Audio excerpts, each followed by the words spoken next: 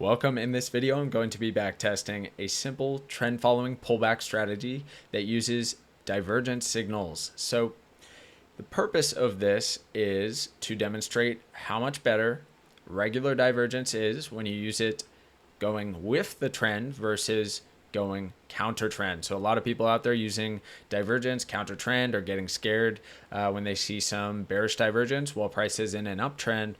But just want to show you how poorly divergence works when it's counter trend and how much better it works when you go with the trend using divergence. So a lot of you, if you've been following me for a while, you probably heard me talk about this before quite a few times, but I'm not sure that I have a just basic demonstration video showing the difference of how much better trend following divergence works than counter trend. So this video going with the trend using a divergence indicator, super simple trend filter using 200 EMA.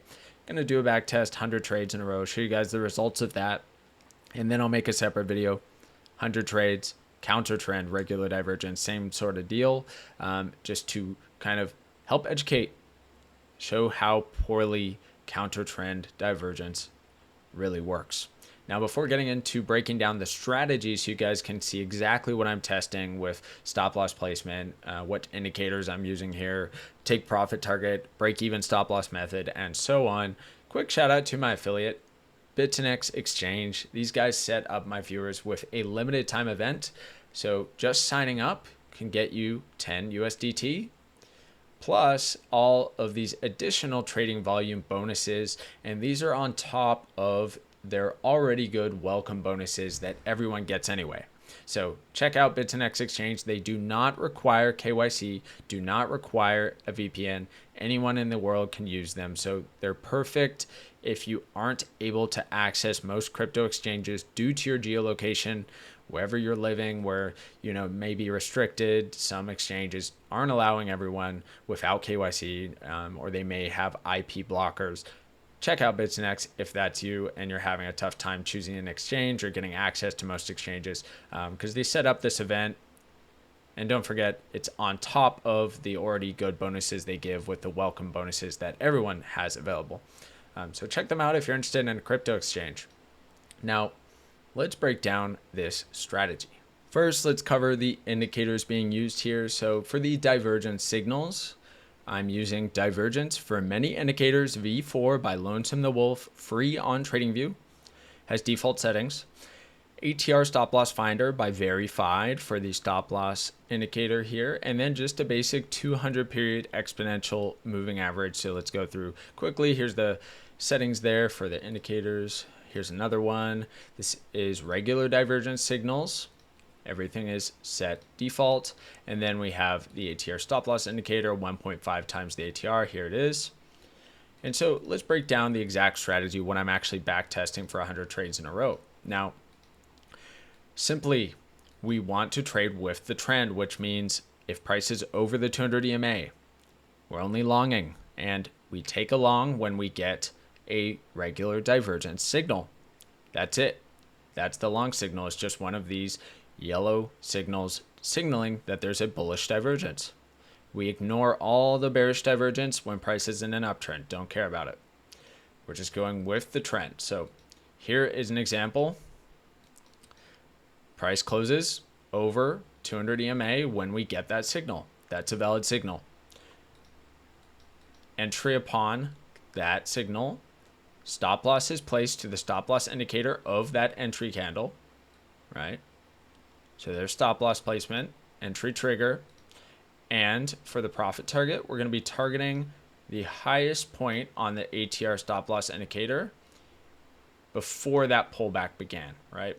So the pullback begins up here. We look to the ATR stop loss indicator was the highest point before that pullback began. It's right here. There's the peak of it. That's going to be our profit target. We're looking for a trend continuation to new highs, okay? So that is the setup. Now for stop loss to break even method, two different ways to go about this that I'm going to be doing for this back test. One is we go break even if price reaches new highs before that pullback began. So in this specific case, that would be right here. Price reaches this level. the high before the pullback began, we go break even on stop loss. Second way is if price reaches a 1-to-2 risk to reward ratio.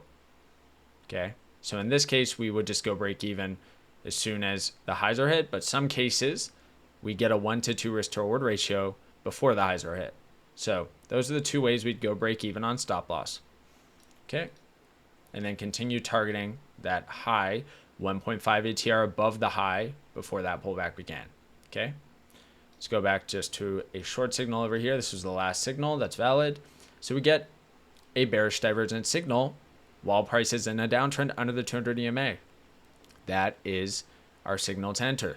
So super, super simple. Couldn't be any simpler for this test. Stop loss, very simple, goes to the ATR stop loss indicator here for that entry trigger candle. Going to be targeting the lowest ATR stop loss indicator reading before that pullback began. So in this case, this low here, 1.5 ATR below the low of this pullback, because we're looking for a full trend continuation move.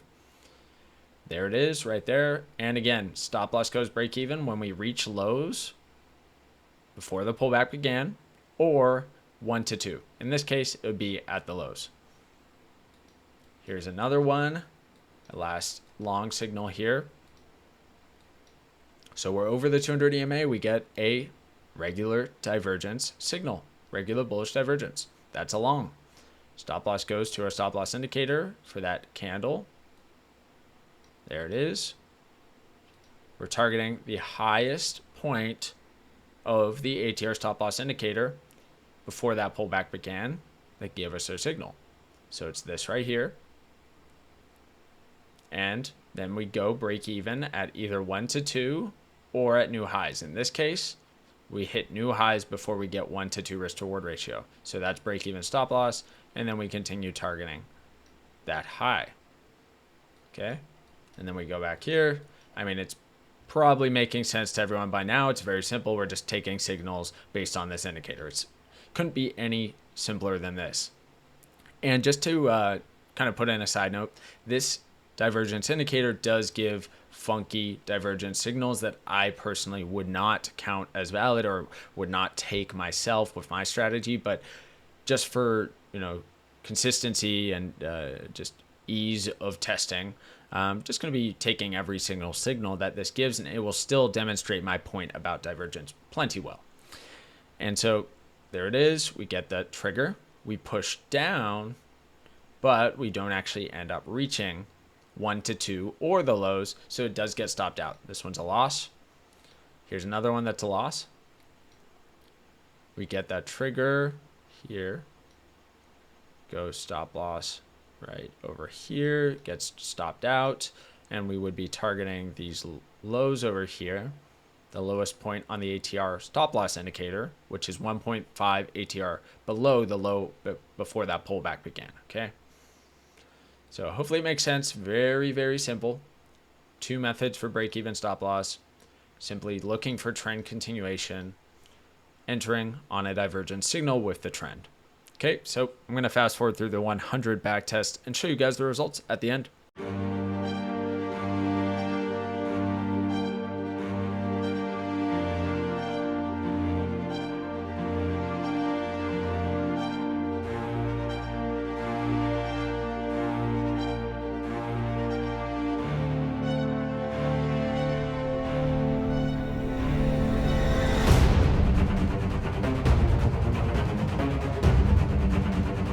All right, results are in, so let's go over it. This one did pretty well. This was tested on Bitcoin USDT 1 hour time frame using a variable risk to reward ratio with break-even stop loss method. Took 6 months of price data for the 100 back tested trades. Out of those, there were 36 winners, 19 break even, and 45 losses. So the average winner ended up being about a 1 to 2.384 risk to reward ratio, so plus 2.384% if risking 1% per trade.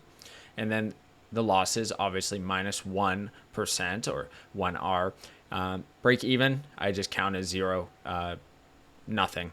And then gain on the account, risking 1% per trade and not compounding, 40.6 0.83%. So this one performed pretty well, puts it kind of in the mid to upper range of the over 100 strategies that I've tested on my channel.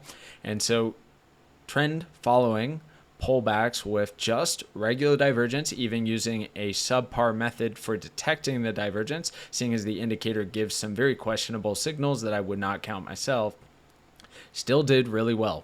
And so that shows following the trend with divergence is pretty good. But how much better will it be than going counter trend with divergence? So I'll do another video doing the test on that just to prove the concept and show you guys how it's just a really bad idea to trade counter trend. But hopefully this was interesting, and hopefully anyone out there who may be new to trading, not really understanding divergence and how you should not use it counter trend, how it's worthless counter trend, hopefully this could at least teach you something.